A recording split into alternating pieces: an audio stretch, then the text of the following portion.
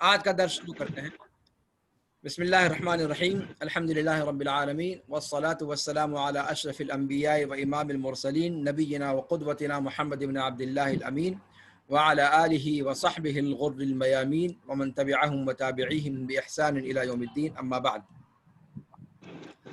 جہاں سے گفتگو ختم ہوئی تھی اس سے آگے گفتگو بڑھائی جا رہی ہے۔ گفتگو تفسیر کے ابتدائی 4 مراحل پر ختم ہوئی تھی۔ اس کے بعد چوتھا جو مرحلہ تھا اسی کے مان بعد یہ مرحلہ آپ کہہ سکتے ہیں کہ آیا جب تفسیریں مفسرین کی اپنی ثقافت کے رنگ میں رنگ کر تالیف ہونے لگیں۔ مفسرین جس نحلہ کے تھے یا جس مسلک یا جس مشرب کے تھے، اس مشرب کی ترجمانی کرتے ہوئے انہوں نے قرآن کریم کی تفاسیر کو لکھنا شروع کر دیا۔ قرآن کریم کی تفسیر کو قرآن کی تفسیر نہ سمجھ کر لکھتے ہوئے اس کو اپنے مسلک و مشرب کی ترجمانی کے لیے استعمال کرنا شروع کر دیا، یا یوں کہہ لیں کہ اپنا جو ذہنی میلان تھا، چاہے وہ مسلک و مشرب کے تعلق سے ہو، چاہے وہ فنون کے حوالے سے ہو۔ کسی کو فن نحو میں دلچسپی ہے تو قرآن کریم کی تفسیر اس انداز میں کیا کہ اس کے اندر نحوی نکات پر توجہ زیادہ کر دی۔ کسی کی دلچسپی بلاغہ سے ہے تو قرآن کریم کی تفسیر کے بلاغی نکات پر اس نے توجہ زیادہ کر دی اور اپنی تفسیر کو بلاغی تفسیر کے رنگ میں رنگ دیا۔ تو تفنن جو ہے وہ آ گیا اس کے بعد والے مرحلے میں۔ کہتے ہیں کہ تلون التفسیر بثقافت المفسرین، تفسیر مفسرین کی ثقافت میں اس کا رنگ جانا، یعنی مفسرین کی ثقافت اور کلچر کے اعتبار سے تفسیروں کی تدوین کا مرحلہ سمجھیے کہ اس کے بعد آیا۔ تفسیر بالرائے والاجتہاد کے اندر تفسیریں زیادہ لکھی جانے لگیں۔ بتایا گیا تھا آپ لوگوں سے کہ شروع کے جو مراحل تھے وہ سب تفسیر بالماثور کے تھے، اور جب تفسیر بالماثور کے رہیں گے تو ظاہر سی بات ہے ہر آیت کی تفسیر میں صحابہ کرام سے یا اسلاف اعظام سے جو اقوال منقول ہیں انہی کے نقل کرنے پر اکتفا کیا جائے گا۔ لیکن جب معاملہ آ جائے رائے اور اجتہاد کا تو پھر جیسا کہ بتایا، اگر نحو میں دلچسپی ہے تو نحوی اعتبار سے قرآن کی تفسیر، بلاغہ میں دلچسپی ہے بلاغی اعتبار سے تفسیر، اگر کسی کو فلسفے میں دلچسپی ہے تو فلسفیانہ تفسیر، اگر کوئی شخص صوفی مسلک و مشرب کا ہے تو قرآن کی آیات کی ظاہر و باطن کے اعتبار سے صوفیانہ تفسیر، جس کو اشاری تفسیر بھی کہا جاتا ہے۔ یہ ساری تفسیریں بعد میں آئیں، ظاہر ہوئیں، جو شروع کے مرحلے میں جن کا کوئی وجود تک نہیں تھا۔ تو کہتے ہیں کہ اچھا، اور یہ سارے کے سارے جو رنگ آپ دیکھ رہے ہیں اس مرحلے میں، یہ سب کے سب تفسیر بالرائے کے رنگ ہیں۔ اور تفسیر بالرائے کے اس لیے کہ اجتہاد اور رائے کا معنی بتا چکا ہوں آپ لوگوں سے کہ عقل اس سے مراد ہے، فہم مراد ہے۔ اپنے فہم کی بنیاد پر زبان و ادب سے متعلق اپنی جو فہم ہے اس کی روشنی میں قرآن کی تفسیر کرنا، یہی تفسیر بالرائے ہے۔ ٹھیک ہے مشائخ، یا تفسیر بالاجتہاد کہہ سکتے ہیں آپ۔ تو اس کا جب غلغلہ ہوا تو پھر اس کے اندر الگ الگ نوع کی تفاسیر کا ظہور ہوا۔ کہتے ہیں کہ جو نحو کا عالم تھا اس نے اپنی تفسیر کو نحو کے قواعد سے بھر دیا۔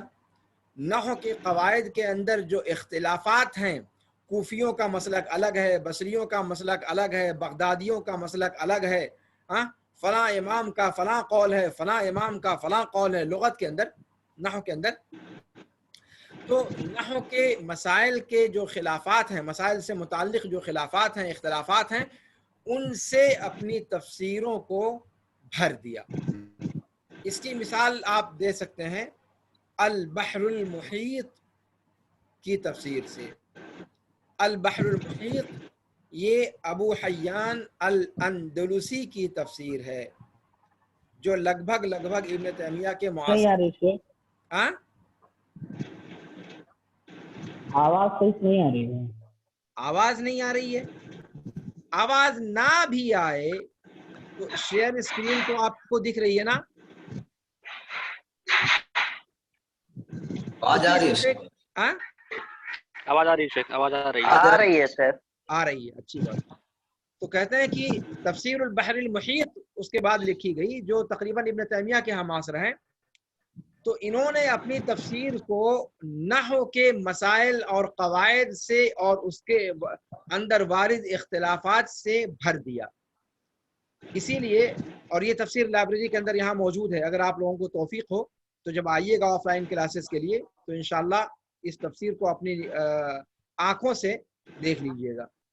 नहव का कोई भी मसला देखना हो या कुरान की किसी आयत की नहवी तफसीर देखनी हो तो अल बहरुल मुहीत उसके लिए मर्जा और मसदर है। वाज़ेह मशाइख? अच्छा, और अगर फलसफियाना और अकली उलूम और फलासिफा के अक़वाल, उनके नज़रियात, उन पर रद वगैरह वगैरह, इस अंदाज की तफसीर अगर देखनी है आपको तो मफातीहुल गैब, या जिसको तफसीर कबीर भी कहा जाता है, इमाम राजी की तफसीर, इमाम फ़ख्र अर्राजी, फ़ख्रुद्दीन अर्राजी, इनकी तफसीरों में फ़लसफियाना मबाहिस इतने ज़्यादा ठूसे हुए हैं कि बाज़ लोगों का कौल है, बाज़ अइम्मा का, कि मफातीहुल गैब में सब कुछ है, दुनिया की हर मालूमात आप पा जाएंगे उसके अंदर, सिवाय तफसीर। है तफसीर की किताब, लेकिन इसके बारे में क्या कहा गया कि इसके अंदर सब कुछ मौजूद है सिवाय आवाज जा नहीं रही है, सिवाय तफसीर के, सिवाय तफसीर के।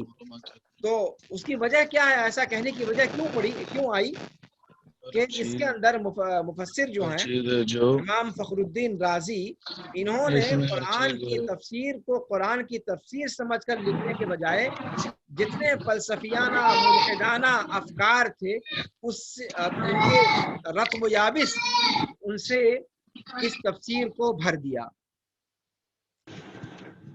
ठीक है मशाइख?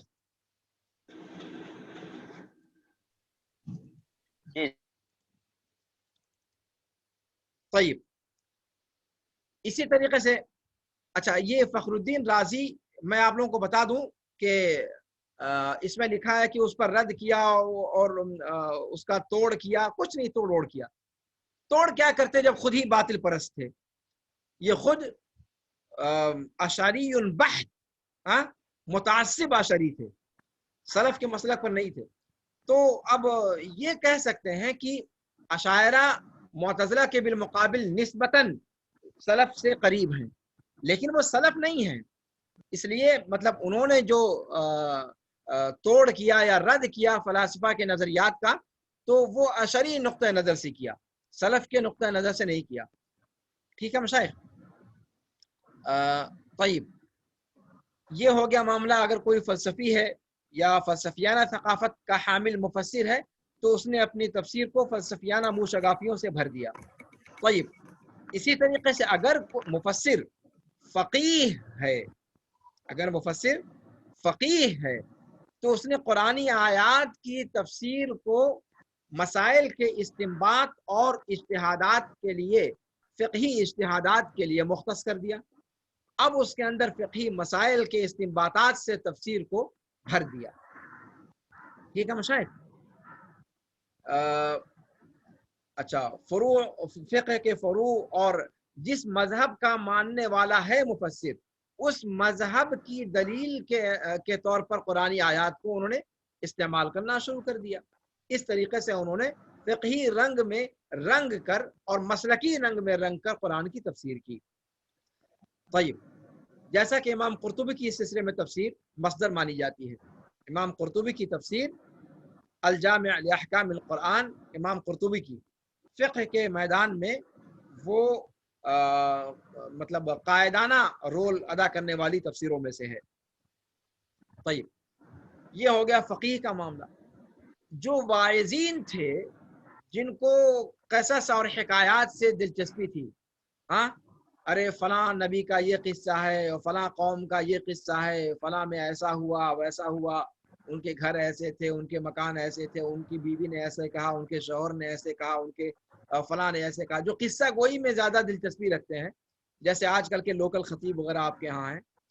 तो जिन लोगों को देवमालाई किस्से, कहानियों और अफसानवी मिजाज का जो हामिल मुफस्सिर था, उसने कुरान की तफसीर को देवमालाई हिकायात से, मन घड़त रिवायात से और किस्से कहानियों से भर दिया। जैसे इमाम सालवी की तफसीर अल कश्फ वल बयान अन तफसीर कुरान के नाम से तफसीर है। अंबिया किराम के किस्सों को उनकी कौमों के साथ उसके सिलसिले में तफसीलात उन्होंने नकल कर दी, जो तफसीलात सनदन सही तरीके से मरवी नहीं हैं, असातीर के कबील से कहे जा सकते हैं। तो इस तरीके से आपने देखा कि तफसीर बिल राय वल इज्तिहाद का जब गलबा हुआ तो उसमें क्या दुर्गत बनी तफसीर की। ठीक है, इससे यकगुना इल्म और फ़नून की मारिफत में इजाफा हुआ और तनव्वुअ पैदा हुआ, लेकिन इससे मनफी तौर पर भी असर हुआ और कुरान की तफसीरों में जो वाही तबाही चीज़ें थीं, जो कुरान की आयत के मजमून से करीब और बाईद कहीं भी जिनका ताल्लुक नहीं था, ऐसी चीज़ें बकसरत दर आईं। ठीक है मशाइख। अच्छा, इसके बाद एक मरहला आता है तफसीरुल मौदूई का। तफसीरुल मौदूई ये भी तफसीर की एक किस्म है। तफसीरुल मौदूई में क्या है कि मुफस्सिर मिसाल के तौर पर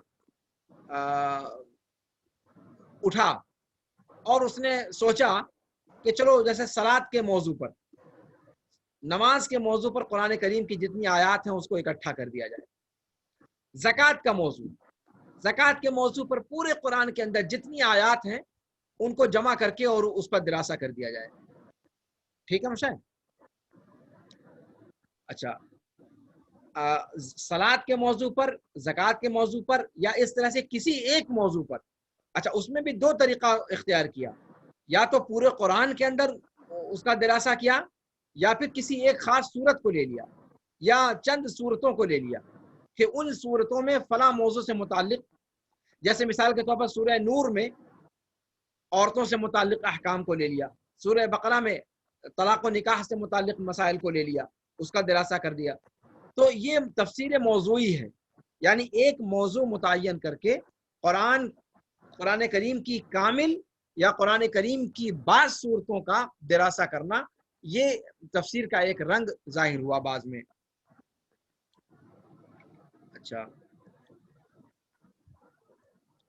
अच्छा, इसी तरीके से जैसे बाज़ मुफस्सिरीन ने इस रंग में या इस अंदाज में तफसीर करने की कोशिश की कि वो सिर्फ कुरान करीम की उन आयात को जमा करेंगे जो नासिख व मनसूख के कबील से हैं, बकिया आयात से कोई तारुज़ नहीं करेंगे। नासिख व मनसूख एक मौजू है, एक टॉपिक है, एक सब्जेक्ट है, इस सब्जेक्ट पर जितनी आयतें उतरती हैं उन आयतों को जमा कर देंगे। नासिख और मनसूख एक मुस्तकिल मबहस है, आप जानते हैं उलूम कुरान का, और बहुत मारकतुल आरा मबहस है। नासिख और मनसूख, मनसूख आयात की कई शक्लें हैं और नासिख की भी कई शक्लें हैं, और उन तमाम शक्लों के एतबार से कुरान करीम के अंदर वारिद नासिख और मनसूख आयात का दिरासा करना, ये एक मारकतुल आरा बहस है, मारकतुल आरा मौजू है। तो इस मौजू पर मौजूई एतबार से अगर कहा जाए तो सबसे पहले जो है काम हुआ और कदीम मुअल्लिफीन के यहाँ इसका ये अंदाज मिलता है तफसीर का। कतादा इब्न दामा अस-सदूसी, अद-दौसी लिखा हुआ है, कतादा इब्न दामा अस-सदूसी,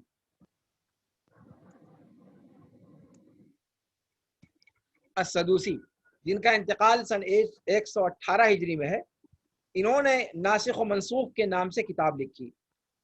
इनके बाद इमाम अबू उबैदा मामर इब्न अल-मुसन्ना, जिनका इंतकाल सन 210 हिजरी में है, इन्होंने मजाजुल कुरान के नाम से किताब लिखी, जिसका जिक्र आप लोगों को मैंने बलागा पढ़ाते हुए किया था, याद है किसी को? इस किताब का तज़किरा मैंने بلاغہ کی تمہید میں کیا تھا. بلاغہ آپ لوگوں میں سے کتنے لوگوں نے پڑھا ہے میرے پاس؟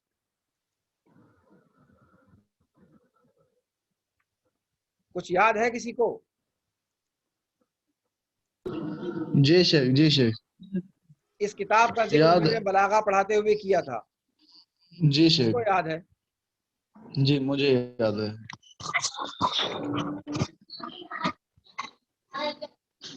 کیا یاد آ رہا ہے؟ یہ کہ یہ بلاغہ کے موضوع پر بہترین تفسیر ہے. لا لا لا لا ابداً. آکنے سے نہیں کام چلے گا مولانا. جی شیخ، بلاغہ شیخ، کیا کہتے ہیں تفسیر ہے. بلاغہ موضوع اس میں ایک شیطان کو کچھ آپ بیان کیے تھے، یاد آ رہا بلاغہ ہے. کے موضوع پر ابتدائی طور پر جو کتابیں لکھی گئیں ان کا ذکر کیا گیا تھا. تو اس جی. میں کیا نام ہے ذکر کیا گیا تھا کہ مجاز کا لفظ اس میں استعمال کیا ہے ابو عبیدہ نے، لیکن مجاز سے مراد وہ مجاز نہیں ہے جو بلاغہ میں مراد لیا جاتا ہے، جو حقیقت کے بالمقابل بولا جاتا ہے. وہ والا مجاز انہوں نے مراد نہیں لیا ہے، بلکہ صرف انہوں نے کلمے کا مقصود مراد لیا ہے. کلمے کا مقصود مراد لیا ہے، چاہے پھر وہ مقصود حقیقی ہو چاہے وہ مجازی ہو. تو مجاز القرآن کے اندر جو انہوں نے کلمات اکٹھا کیے قرآن کریم کے اور ان کے معانی کے بیان کرنے کا اہتمام کیا، ان میں سے جہاں ایسے کلمات ہیں جو اپنے حقیقی معنی پر دال ہیں، وہیں ایسے کلمات بھی اس کے اندر ملتے ہیں جو مجازی معنی پر دلالت کرتے ہیں، جن کو بعد میں مجاز کا نام دیا گیا اصطلاحی طور پر. تو اس طور پر ابو عبیدہ معمر بن المثنی کا بھی ایک رول ہے بلاغہ کی بحث کو آگے بڑھانے میں، لیکن ان کی کتاب مجاز القرآن کے اندر جو مجاز استعمال ہوا ہے یہ اصطلاحی معنوں میں قطعا نہیں ہے.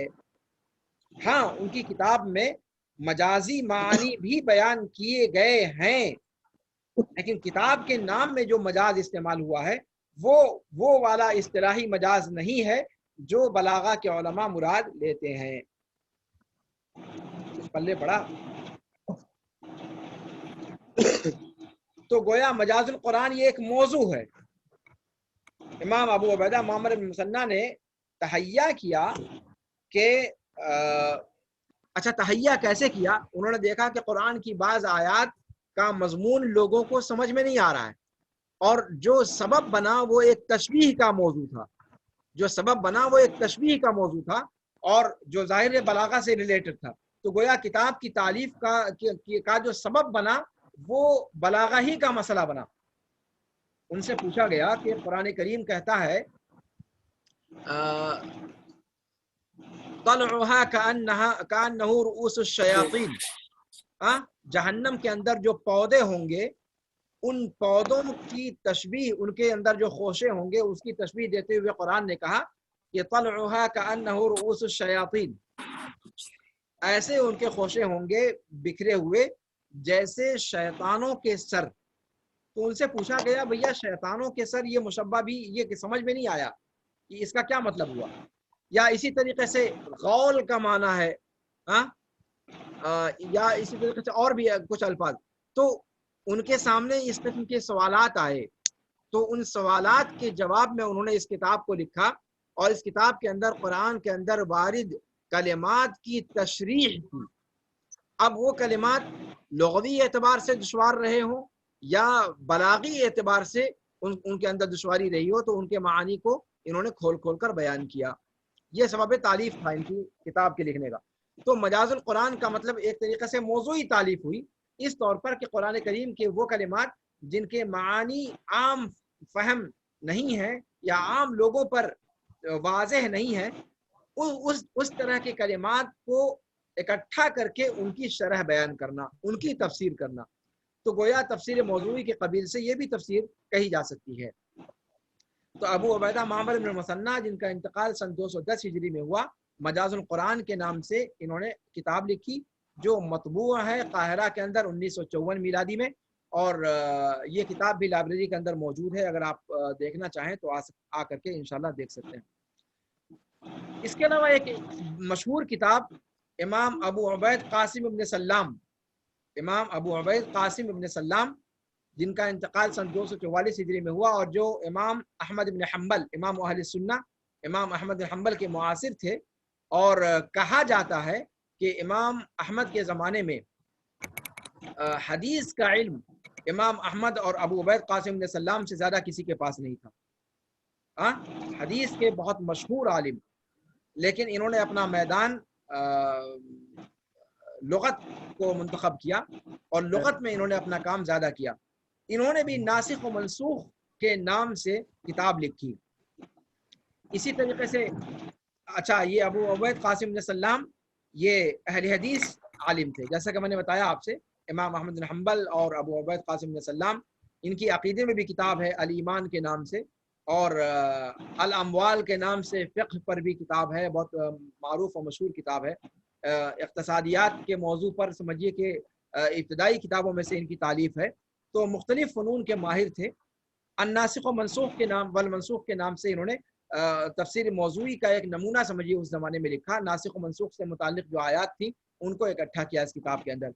اسی طریقے سے ابو داؤد سجستانی، جن کی کتاب مشہور ہے، 275 ہجری میں انتقال ہوا، انہوں نے بھی کتاب لکھی۔ اسی طریقے سے ابو علی ابن المدینی، امام بخاری کے شیخ علی ابن المدینی، جن کا انتقال سن 234 ہجری میں، انہوں نے اسباب نزول پر کتاب لکھی، یعنی قرآن کریم کی وہ آیات جن کا شان نزول ہے، جن کا کوئی نہ کوئی شان ورود ہے، صرف ان آیات کی تفسیر یا ان آیات کو اکٹھا کرنا۔ ظاہر سی بات ہے یہ موضوع ہے، تو ایک موضوع سے متعلق، ایک سبجیکٹ سے متعلق انہوں نے قرآن کی آیات کو جمع کیا۔ اچھا، اور یہ کتاب علی ابن المدینی کی جو اسباب نزول میں لکھی گئی، یہ اسباب نزول پر سب سے پہلی کتاب شمار کی گئی ہے، لیکن وہ کتاب ہم تک پہنچی نہیں ہے۔ ٹھیک ہے مشاہد؟ اسی طریقے سے امام ابو الفرج ابن الجوزی، جن کا انتقال سن 597 ہجری میں ہے، اور جن کی مشہور کتاب ہے الموضوعات، حدیث میں موضوع روایتوں کو اکٹھا کیا جنہوں نے۔ اسی طریقے سے تفسیر میں ان کی کتاب ہے زاد المسیر کے نام سے۔ اسی طریقے سے تاریخ میں ان کی کتاب ہے المنتظم، بہت مشہور کتاب ہے۔ تو مختلف فنون میں انہوں نے بھی کتابیں لکھی ہیں۔ سن 597 ہجری میں ان کا انتقال ہوا۔ ان کی بھی کتاب ہے اسباب نزول القرآن پہ، کیا نام ہے۔ اسی طریقے سے امام واحدی، جن کا انتقال سن 468 ہجری میں، انہوں نے اسباب نزول کے نام سے کتاب لکھی، اور یہ کتاب واحدی والی کتاب مطبوع ہے اور مشہور، متداول اور مشہور ہے۔ امام راغب اصفہانی نے سن 502 ہجری میں جن کا انتقال ہوا، انہوں نے کتاب لکھی المفردات فی غریب القرآن۔ کیا نام رکھا؟ المفردات فی غریب القرآن، یعنی قرآن کے اندر وہ کلمات جو عام لوگوں کی سمجھ میں نہ آ سکنے والے ہوں، ان کلمات کو اکٹھا کر کے ان کی تفسیر، ان کی شرح بیان کرنا، تفسیر بیان کرنا۔ ایک طریقے سے آپ کہہ سکتے ہیں کہ یہ قرآن کریم کی پہلی ڈکشنری ہے۔ ٹھیک ہے مشاہد؟ المفردات فی غریب القرآن پہلی نہیں کہا جا سکتا، اس سے پہلے بھی اس پر کام ہوا ہے، لیکن یہ کہ بہرحال یہ تفسیر موضوعی کی قبیل سے مانی جائے گی، اس لیے کہ اس کے اندر صرف قرآن کریم کے مشکل الفاظ کے معانی کو بیان کرنے کا اہتمام کیا گیا۔ ایک خاص سبجیکٹ لے کر کے اس کتاب کو قرآن سے متعلق ترتیب دیا گیا۔ یہ کتاب بھی لائبریری کے اندر موجود ہے، اگر آپ لوگوں کو توفیق ہو تو آ کر دیکھ لیجیے گا۔ اسی طریقے سے جیسا کہ ذکر کیا آپ سے کہ فقیہوں نے آیات احکام پر خاص طور سے کتابیں لکھی۔ آیات احکام، جیسے امام جساس جو مشہور فقیہ حنفی ہے، 370 ہجری میں ان کا انتقال ہوا، انہوں نے احکام القرآن کے نام سے کتاب لکھی۔ اسی طریقے سے امام ابن العربی المالکی، جن کا انتقال 543 ہجری میں ہوا، انہوں نے جو ہے وہ مالکی فقہ میں کتاب لکھی۔ حنفی فقہ میں جساس نے، مالکی فقہ میں امام ابن العربی مالکی نے، شافعی فقہ میں القیاء الحراسی، جن کا انتقال 504 ہجری میں ہوا، انہوں نے کتاب لکھی۔ احکام القرآن کے نام سے بھی ڈھیر ساری کتابیں لکھی گئی ہیں۔ تو اس میں آپ نے دیکھا کہ یہ تفسیر موضوعی کے قبیل سے اس کو شمار کیا جا سکتا ہے۔ قرآن کریم کی آیات کے بعض پہلوؤں سے متعلق الگ الگ مستقل تالیف لکھی گئی۔ اس میں پورے قرآن کی تفسیر لکھنے کا اہتمام نہیں کیا گیا، بلکہ جیسے بعض لوگوں نے صرف احکام کی آیتوں کو لے لیا، وہ آیتیں جن سے کوئی حکم مستنبط ہوتا ہو، چاہے اباحت کا، چاہے وجوب کا، چاہے ندب کا، چاہے کراہت کا، چاہے حرمت کا، ہاں، تو احکام سے متعلق آیات کو فقیہوں نے جمع کیا۔ مالکی فقی مالکی فقہ کے اعتبار سے، شافعی فقی شافعی فقہ کے اعتبار سے، حنفی فقی حنفی فقہ کے اعتبار سے۔ اسی طریقے سے اسباب نزول کے اعتبار سے بعض لوگوں نے تفسیر لکھی، جیسے ابن الجوزی وغیرہ کا، واحدی وغیرہ کا ذکر ہوا، علی ابن المدینی کا سے شروعات جس کی ہے۔ بعض لوگوں نے کسی کیا نام ہے ناسخ و منسوخ کے نام سے لکھا۔ تو یہ ساری تفسیریں، یہ بھی تفسیر کی ایک قسم ہے جو جن کا آغاز شروع ہی میں ہو چکا تھا۔ ٹھیک ہے مشاہد؟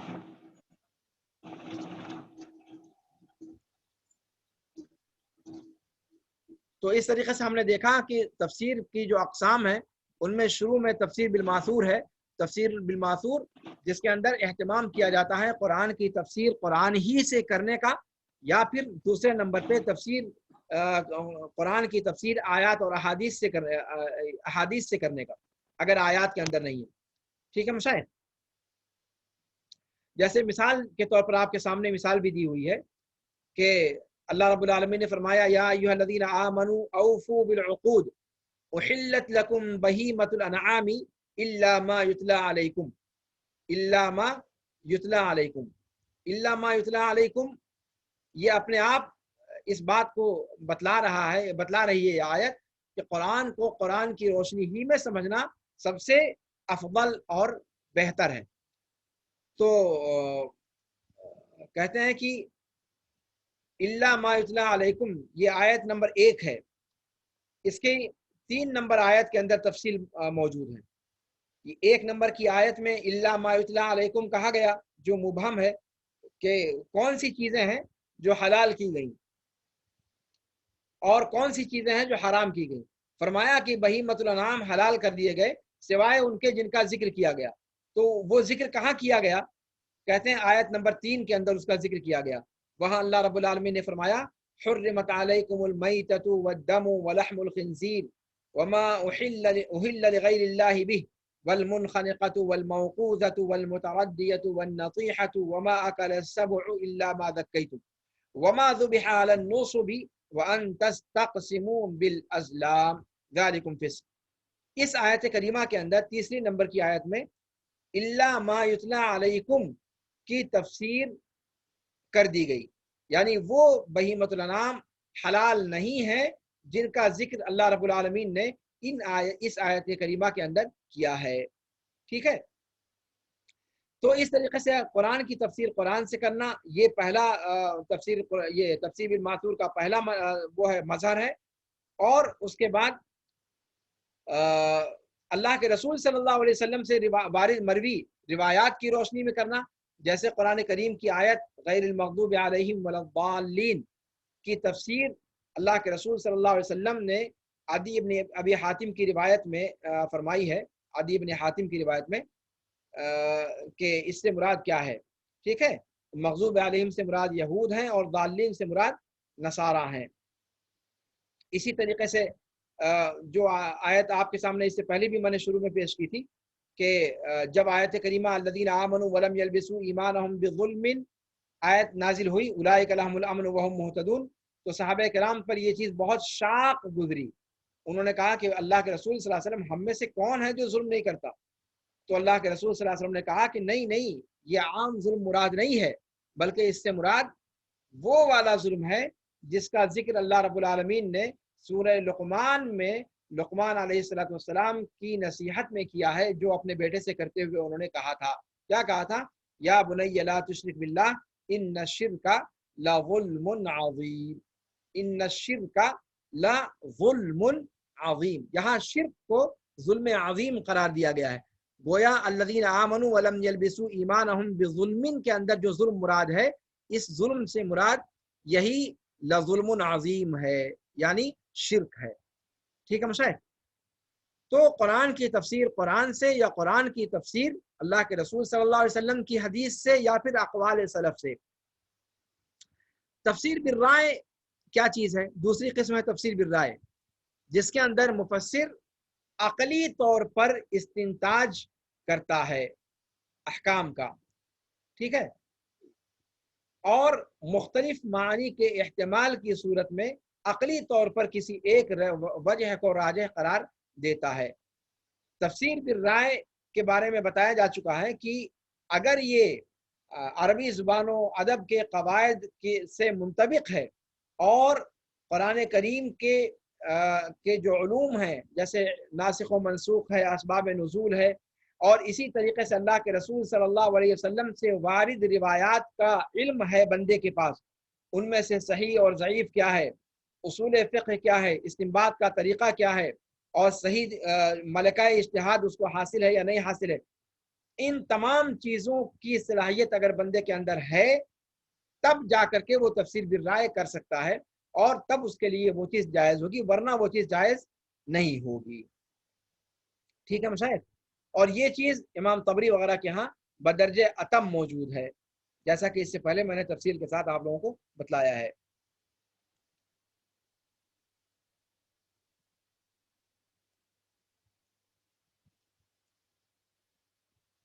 کہتے ہیں کہ اور تفسیر بالرائے حرام ہے کس کے لیے؟ کہتے ہیں کہ تفسیر بالرائے حرام ہے کس کے لیے؟ جو ان شروط پر پورا نہ اترے۔ ٹھیک ہے مشاہد،